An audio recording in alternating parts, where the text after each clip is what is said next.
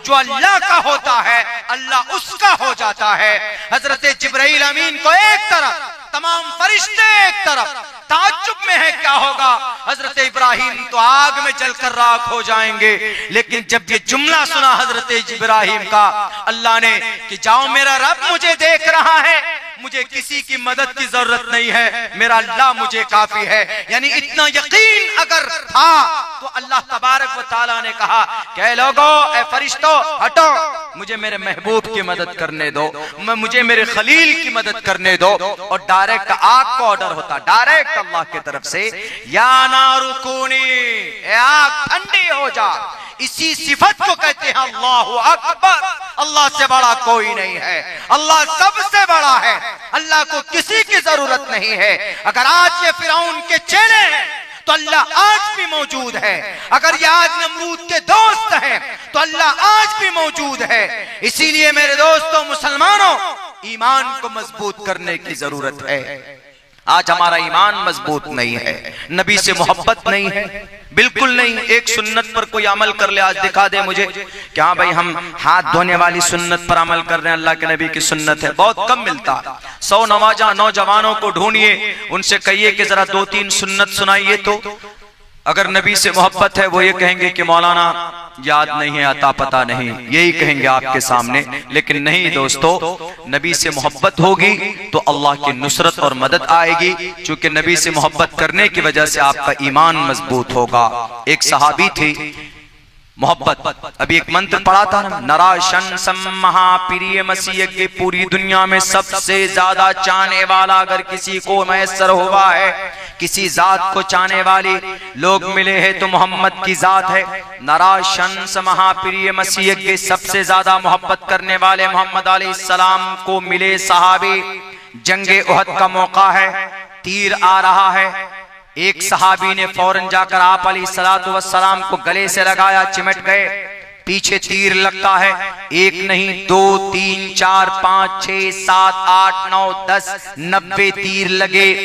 जब तीर लग चुके वो सहाबी शहादत के करीब पहुंचने वाले, तो अल्लाह के नबी ने पूछा, मेरे प्यारे सहाबी, तुमने पीठ क्यों किया मेरे तरफ, तुमने मुंह क्यों किया, सामने तुमने अपने सीने को क्यों नहीं किया, जरा बताओ। तो सहाबी ने कहा, या अल्लाह के नबी, अगर मैं सामने मुंह करता, पीठ आपके तरफ रखता, तो कहीं तीर को आता हुआ देखकर मैं डर कर हट जाता तो वो तीर आपको नुकसान पहुंचा सकता था।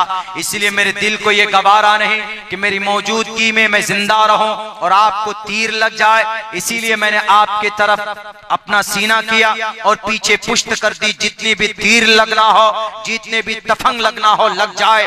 ये अबू दुजाना बर्दाश्त करने के लिए तैयार है, लेकिन नबी की जात को जरा बराबर तकलीफ पहुंचे ये अबू दुजाना को बिल्कुल बर्दाश्त नहीं है। ऐसी मोहब्बत करने वाली हस्ती नबी पाक अलैहिस्सलातु वस्सलाम को मिली है। दुनिया के अंदर ऐसी जात मोहम्मद की है, दिखाओ दुनिया वालों, मोहम्मद अलैहिस्सलाम के तरह अगर किसी को प्यार और मोहब्बत किया गया है, दुनिया के अंदर तारीख की किसी किताब में नहीं दिखा सकते। यहाँ तक कि औरतें भी, 80 साल की बूढ़ी औरत नबी पाक अलैहिस्सलाम के नाम पर कुर्बान होती है और आपके कदम पर सर रखती है और जान चली जाती है।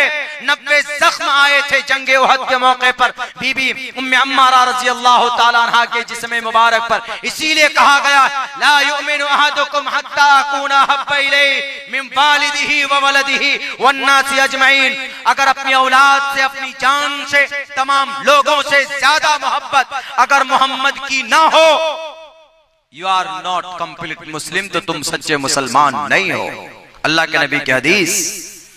और ये तो मोहम्मद के मोहब्बत की सिफात तो पूरी दुनिया के ग्रंथों के अंदर मौजूद है। नराशन समवाजिनम वाजत्री शैदीरम पूषणम सन्मेरी मेरतम न दुर्गा दवसवा सुदानवो विश्व सम्मात्रो अहंसो निष्पिपर्ता। पूरी दुनिया के लोगों को गुनाहों से निकालेंगे। Narashans will free the people from since.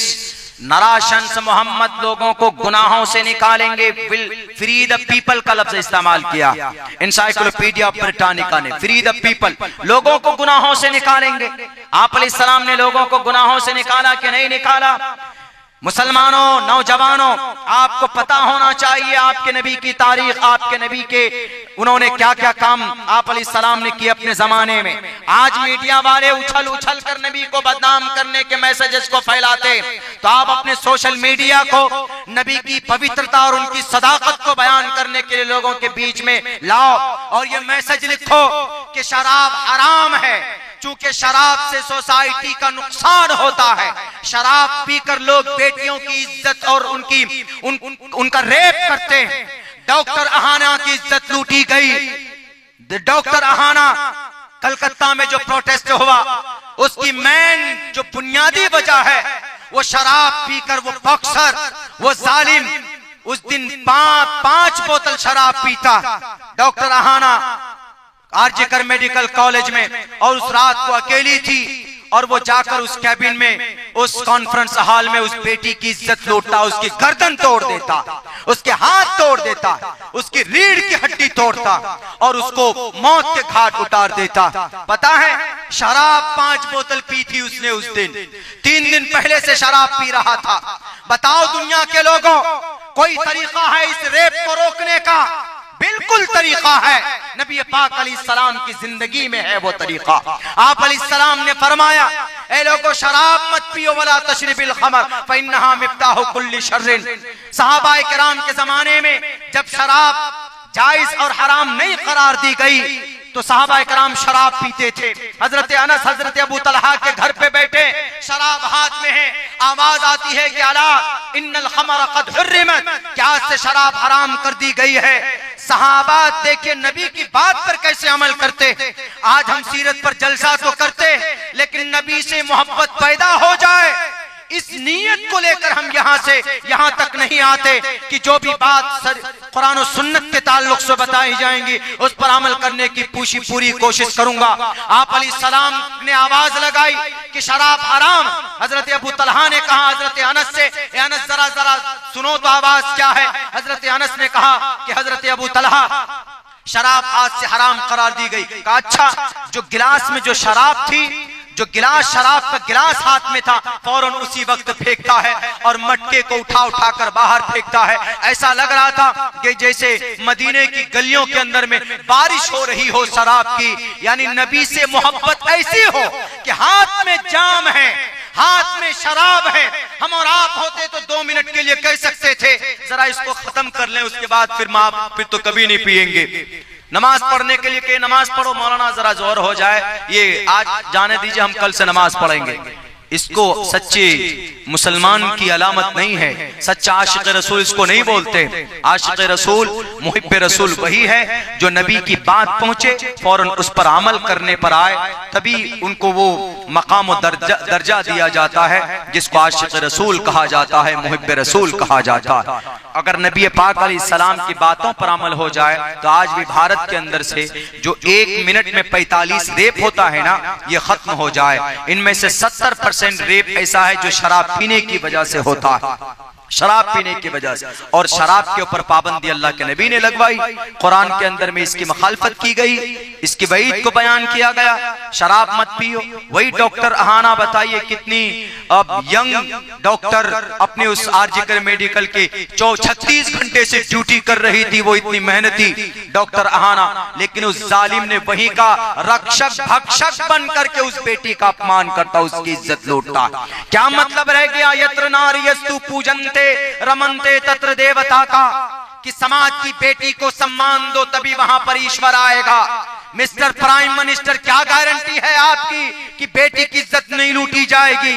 एक दूसरी कंट्री की बेटी बेंगलोर आती है, आईआईटी के अंदर बहुत फेमस शहर है बेंगलोर, मैंने डिप्लोमा वहीं से किया, बहुत मुहज्जब शहर माना जाता है तालीमी एतबार से, लेकिन क्या बनाया?